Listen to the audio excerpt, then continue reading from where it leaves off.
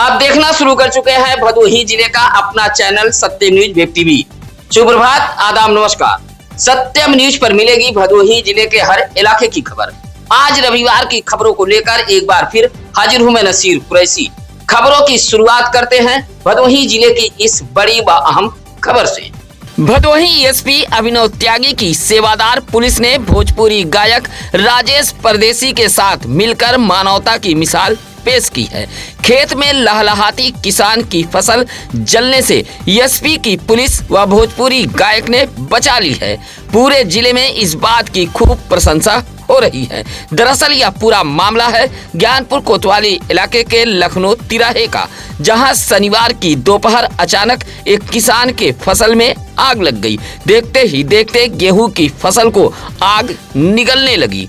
लखनऊ तिराहे पर ही यातायात प्रभारी राकेश कुमार सिंह अपनी टीम विशाल सिंह, देवचंद्र, विजय कुमार गुप्ता व चालक ललित मोहन यादव के साथ वाहन चेकिंग कर रहे थे। इसी दौरान एक कार्यक्रम से शिरकत कर भोजपुरी गायक राजेश परदेसी भी लौट रहे थे। उधर खेत में खड़ी फसल जलता देख यातायात प्रभारी की टीम व राजेश परदेसी जान की परवाह न करते हुए आग बुझाने में जुट गए। हालांकि पुलिस टीम व राजेश परदेसी की मेहनत रंग लाई। समय रहते ही बाकी बची फसल को आग की जद में आने से बचा लिया गया था। एक बार फिर भदोही एसपी अभिनव त्यागी की पुलिस सेवादार साबित हुई है। पुलिस अधीक्षक अभिनव त्यागी व अपर पुलिस अधीक्षक शुभम अग्रवाल के निर्देश पर चलाए जा रहे चोर उचक्कों के धर पकड़ अभियान के तहत शनिवार को सुरियामा पुलिस को बड़ी कामयाबी हाथ लगी है। मुखबिर की सूचना पर पुलिस ने झपट्टा मारकर मोबाइल छीनने वाले गिरोह के 2 साथियों को गिरफ्तार किया है। मिर्जापुर के जिगना कोठरा निवासी आशुतोष सिंह ने बताया था कि वह अपने साथी शिवम शुक्ला के साथ कोयरौना के कला तुलसी गए थे। भजन मंडली कर अपने घर लौट रहे थे, जहां सुरियामा के चौगुना गेट से 100 मीटर पश्चिम चौराहे के पास मौजूद 4 लोगों ने दोनों का मोबाइल छीन लिया था। फिलहाल आशुतोष सिंह की शिकायत पर सुरियामा पुलिस जांच पड़ताल में जुटी हुई थी, जहां मुखबिर की सूचना पर चौगुना उच्च प्राथमिक विद्यालय के पास से पुलिस ने सुरियामा के मंगुरा निवासी 18 वर्षीय शिवा चौहान व गोदमा निवासी 20 वर्षीय अमन चौहान को गिरफ्तार किया है। गिरफ्तार करने वाली टीम में उप निरीक्षक गणेश राम, हेड कांस्टेबल कृष्ण कुमार यादव व कांस्टेबल चंदन गौड़ शामिल रहे। भदोही शहर के लिप्पन तिराहे के पास सड़क चौड़ीकरण को लेकर शनिवार को भदोही कोतवाली में एक बैठक बुलाई गई थी। बैठक को लेकर बाकायदा ध्वनि विस्तारक यंत्र से प्रचार प्रसार भी कराया गया था। लिप्पन तिराहे के दुकानदार, व्यापारी, भवन स्वामी तो भदोही कोतवाली पहुंच गए, लेकिन जिम्मेदार अधिकारियों के न पहुंचने से इस बैठक की हवा निकल गई। लोक निर्माण विभाग की अपील के बाद लिप्पन तिराहा के व्यापारी, भवन स्वामी बैठक में शिरकत करने के लिए कोतवाली पहुंचे थे, लेकिन हैरान करने वाली बात यह है कि सड़क चौड़ीकरण को लेकर आयोजित इस बैठक में नायब तहसीलदार शशांक राय व शहर कोतवाल सच्चिदानंद पांडे तो पहुंच गए, लेकिन कोई जिम्मेदार अधिकारी नहीं पहुंचा। बैठक से जिम्मेदार अधिकारी नदारद रहे, इससे व्यापारियों व भवन स्वामियों में नाराजगी देखी गई। भदोही शहर के इंदिरा मिल चौरी रोड की बेशकीमती भूमि पर नगर पालिका परिषद भदोही जहां कूड़ा गिराकर जला रहा है, वहीं इस जमीन पर भूमाफियाओं की नजर भी टेढ़ी हो गई है। भदोही शहर के चौरी रोड, आराजी मौजा, रेवड़ा परसपुर की यह सरकारी जमीन करोड़ों रुपए की बताई गई है। इंदिरा मिल से सटे लबे सड़क इस बेशकीमती जमीन पर जहां नगर पालिका परिषद भदोही कूड़ा करकट गिराकर इसे बदसूरत कर रहा है, वहीं कूड़े करकट में अक्सर आग लगी रहती है, जिससे आसपास के लोगों का जीना दुश्वार हो गया है। साथ ही बेशकीमती जमीन पर भूमाफियाओं की नजर भी टेढ़ी हो गई है। इस जमीन को कब्जा करने के लिए हर हथकंडा अपनाया जा रहा है। 46 नंबर जीएस की इस जमीन की कीमत करोड़ों रुपया बताई जा रही है। राजस्व विभाग की मिलीभगत से अभिलेखों में उलटफेर छेड़छाड़ कर भूमाफिया इस बेशकीमती जमीन पर कब्जा करने की जुगत में है। मछली मारते समय गंगा नदी में लापता मछुआरे का शव तीसरे दिन बरामद हो गया है। गंगा नदी से शव निकलते ही पत्नी गुतरानी देवी, पुत्र आदर्श, आशीष, अविनाश व पुत्री रागनी देवी दहाड़ मारकर रोने लगी। रामराज निषाद की मौत से रामपुर घाट पर कोहराम मचा है। साथ ही उन जनप्रतिनिधियों को भी निषाद समाज के लोग कोस रहे हैं जो चुनाव में उनके समाज का वोट हासिल करने के लिए निषाद बस्ती में पहुंचकर दंडवत करते हैं, लेकिन उनके इस दुख की घड़ी में कोई भी जनप्रतिनिधि शामिल नहीं हुआ, जिससे निषाद समाज के लोगों में आक्रोश है। आपको बता दें कि 9 अप्रैल को रामपुर गंगा घाट के पीपा पुल पश्चिम छोर पर 46 वर्षीय रामराज निषाद अपने साथियों के साथ मछली मारने के लिए नाव से गए थे।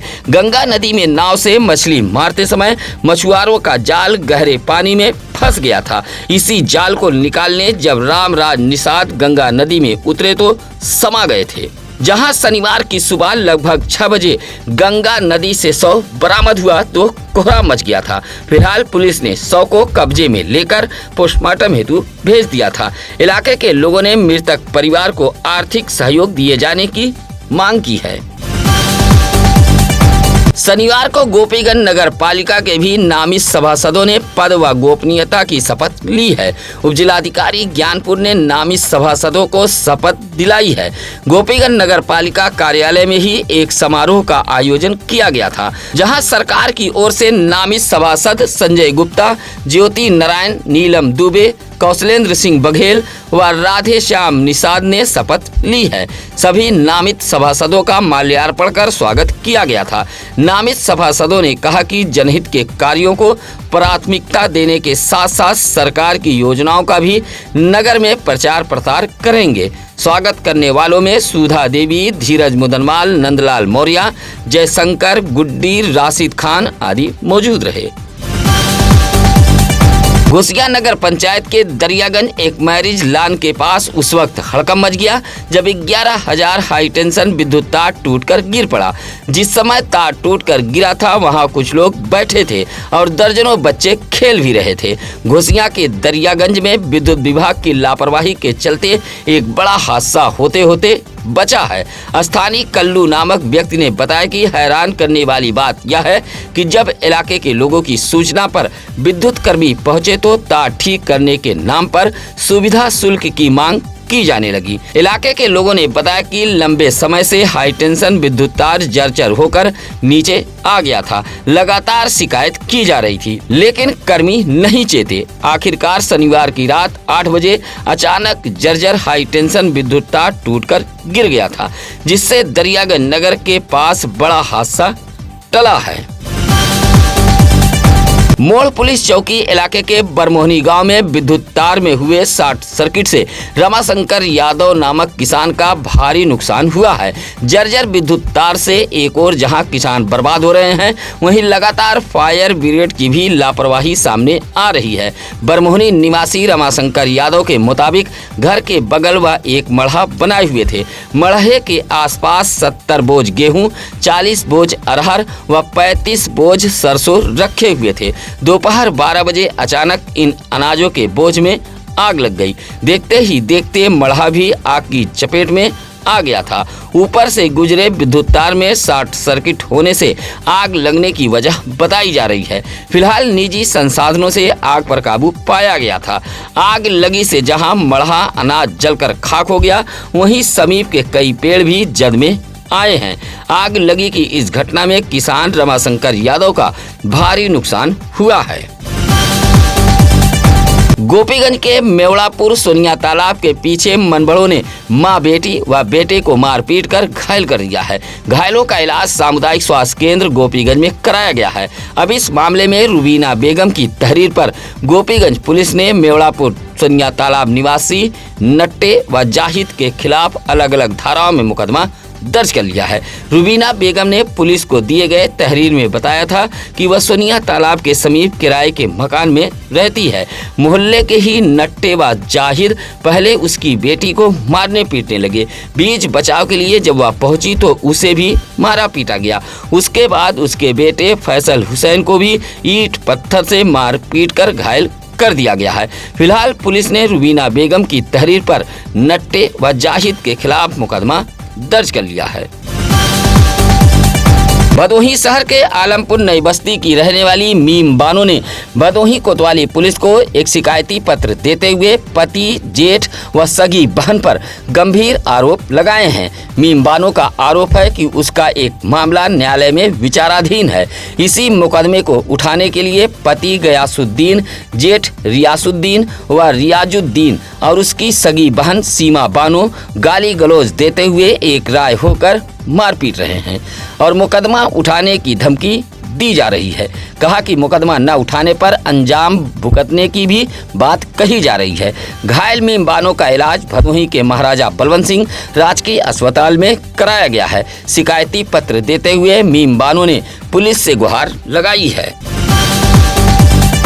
भदोही शहर से सटे मूसीलाटपुर गांव में एक हैरान कर देने वाली घटना सामने आई है। खेत में बने पाही के कमरे का दरवाजा तोड़कर 4 कुंतल गेहूं जहां चोरी हो गया है, वहीं जाते जाते शरारती तत्वों ने कमरे में आग भी लगाई है। इससे कमरे में रखा भूसा जलने लगा। सूचना पर पहुंची फायर ब्रिगेड ने आग पर काबू पाया था। मूसीलाटपुर निवासी नितिन राय ने पुलिस को दिए गए एक शिकायती पत्र में बताया कि वह अपने घर से 500 मीटर दूर पिपरी मार्ग पर एक कमरा बनाकर उसमें अनाज व भूसा रखते हैं। इसी कमरे से सुबह धुआं उठ रहा था। लोगों ने सूचना दी। मौके पर पहुंचे तो देखा कि कमरे में रखा 4 कुंतल गेहूं गायब था, साथ ही भूसे में आग लगी थी। फायर ब्रिगेड के जरिए आग पर काबू पाया गया। शिकायत पर जांच पड़ताल के लिए पुलिस भी पहुंची थी। शरारती तत्वों की वजह से किसान का नुकसान हुआ है। भदोही शहर कोतवाली इलाके के बधवा नई बस्ती मोहल्ले में बाइक खड़ी करने को लेकर 2 सगे भाइयों में जमकर मारपीट हुई है। मारपीट में दोनों घायल हो गए थे। उपचार के लिए दोनों भदोही के महाराजा बलवंत सिंह राजकीय अस्पताल पहुंचे थे। बधवा नई बस्ती निवासी 28 वर्षीय टार्जन शाह व 26 वर्षीय सद्दाम शाह नामक 2 सगे भाइयों के बीच यह मारपीट हुई है। दोनों ने बताया कि शाम 5 बजे घर के सामने बाइक खड़ी करने को लेकर यह मारपीट हुई है। टार्जन बाइक लेकर घर पहुंचा और घर के सामने बाइक खड़ी करने लगा। सद्दाम शाह ने विरोध किया तो इसी बात को लेकर दोनों सगे भाइयों के बीच मारपीट होने लगी।